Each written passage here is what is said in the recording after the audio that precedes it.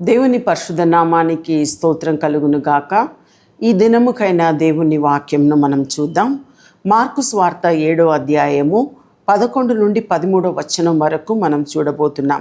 ఇక్కడ రాయబడి ఉంది, అయినను మీరు ఒక్కడు తన తండ్రినైనను తల్లినైనను చూచి నా వలన నీకు ప్రయోజనమగునది ఏదో అది కొర్బాను అనగా దేవార్పితమని చెప్పిన ఎడల తన తండ్రికైనను తల్లికైనను వానిని ఏమీ చేయనీయక మీరు నియమించిన మీ పారంపర్య ఆచారము వలన దేవుని వాక్యమును నిరర్ధకము చేయుదురు.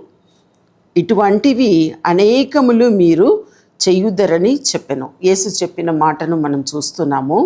అంటే ఆ రోజుల్లో ఇక్కడ రాయబడిన మాట ప్రకారము కొర్బాను ఈ 11వ వచనంలో రాయబడి ఉంది. అంటే నేను తల్లిదండ్రులను చూసి ఆ రోజుల్లో ఏమంటారంట, నీకు ఏదైనా మేము చేయాలా అని అడిగి కుర్బాన్ అనే మాటలు చెప్పి అనగా దేవార్పితం అని చెప్పిన ఎడల అని రాయబడి ఉంది. అంటే ఈ కుర్బాన్ అనేది ఏమిటి? ఇప్పుడు మనము ఇండియన్స్ కనుక చాలామందికి ఈ ఒక వర్డ్ అర్థమవుతుంది. అంటే ఇంకొక మాటగా చెప్పాలంటే కుర్బాన్ అని కూడా అంటారు. కుర్బాన్ అని అంటే త్యాగం చేయడం అని అర్థం. అంటే ఇది కూడా అదే మీనింగ్ లాంటిది, కుర్బాన్ అనే మీనింగ్ లాంటిది. అంటే తల్లిదండ్రులకు చేయవలసినది వారికి చేయకుండా అది దానముగా, అంటే దేవాలయంలో కానీ ఎక్కడో కానీ అది ఇచ్చేస్తాము అని చెప్పడమే కుర్బాన్. అంటే ఏది ముఖ్యం? దేవుడు తల్లిదండ్రులకు చేయకుండా, తల్లిదండ్రులకు తిండి పెట్టకుండా, తల్లిదండ్రులకు చేయవలసిన సన్మానము చేయకుండా అది ఎక్కడో పోయి ఇస్తే, అది దేవాలయంలో ఇచ్చినా కూడా అది తప్పకుండా దేవుడు అంగీకరించాడు అని నేను అనుకుంటున్నాను.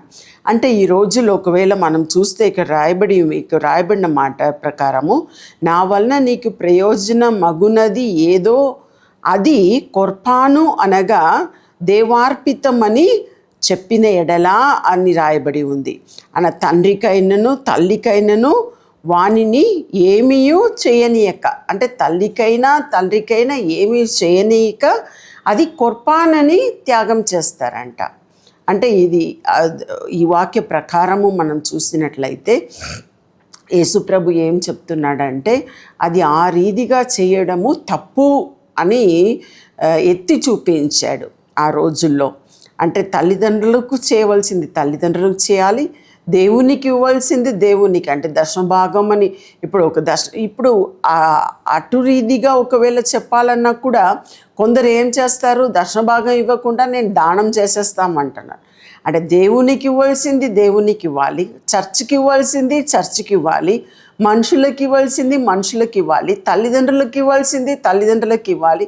ఆ రీతిగా ఎవరికి ఏది చెందాలనో అది చెందేటట్టు మనం చేసినట్లయితే అది దేవునికి ఇష్టమైనదిగాను అంగీకారమైనదిగాను ఉంటుంది. ఆ రీతిగా మన జీవితంలో కూడా మనము దేవునికి అంగీకారంగా మనం జీవించినట్లు మనం చూసుకోవాలి, మనం జాగ్రత్త పడాలి.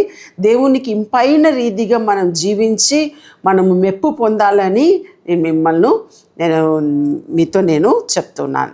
అయితే ఈ రీతిగా ఈ మార్కు సువార్త 7:11 నుండి 13 వరకు చెప్పిన రీతిగా ఇంకా రాయబడి ఉంది లాస్ట్లో, మీరు నియమించిన మీ పారంపర్య ఆచారము వలన దేవుని వాక్యము నిరర్ధకము చేయుదురు. అంటే దేవుని పారంపర్యమును బట్టి దేవుని వాక్యమును మీరు నిరర్ధకము చేయకుండా మీరు ఇటువంటిది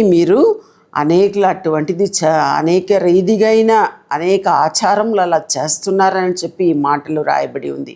అలా చేయకుండా దేవునికి ఇష్టమైనది ఏది అని తెలుసుకొని ఆ రీతిగా చేయండి, తప్పకుండా దేవుడు మిమ్మల్ని ఆశీర్వదిస్తాడు. ప్రార్థన చేసుకుందాం.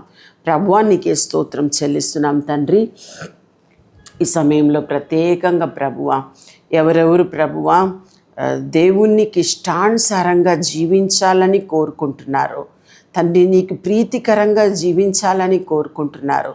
నీ తండ్రి వాక్యంలో ఉన్న మాట ప్రకారం మాత్రం కాకుండా వారి వారి మనస్సాక్షిని బట్టి కూడా ప్రభువా వారు జీవించడానికి తల్లిదండ్రులకు చేయవలసింది తల్లిదండ్రులకును, తండ్రి కుటుంబానికి చేయవలసింది కుటుంబానికి, ఇంకా అదే రీతిగా దేవుని సన్నిధిలో దేవుని మందిరంలో వారు చెల్లించవలసింది ఆ రీతిగా చెల్లించవలసినట్టు ప్రభువా మీరు ఒక్కొక్కరికి ఆ తగిన జ్ఞానం ఇచ్చి వారిని నడిపించమని నేను ప్రార్థిస్తున్నాను. తండ్రి నీ చేతికి వారిని అప్పగిస్తున్నాను. నీకే స్తుతులు ఘనత మహిమను చెల్లిస్తున్నాం. యేసు నామములో అడిగి ప్రార్థిస్తున్నాము మా తండ్రి. ఆమేన్.